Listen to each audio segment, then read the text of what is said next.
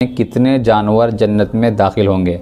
इस तरह की कोई बात ना तो कुरान मजीद में मौजूद है और न अहादीस में मौजूद है कि कितने जानवर या कौन से जानवर जन्नत में दाखिल होंगे।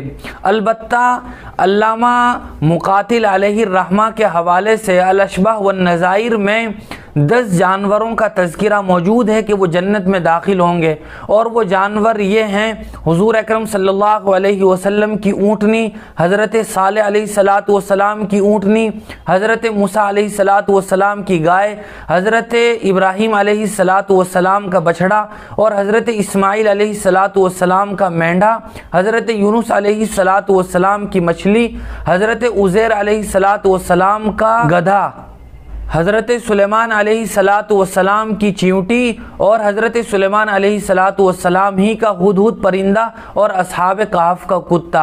ये 10 जानवर हैं जिनका तज़किरा किया जाता है कि ये जन्नत में दाखिल होंगे।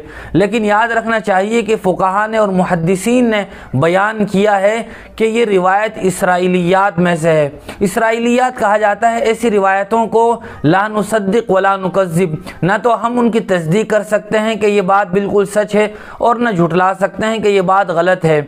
लिहाजा कुरान और हदीस में इस तरह की कोई बात मौजूद नहीं है। इसराइलियात में ये रिवायत मिलती है जिसका तज़किरा किया गया है।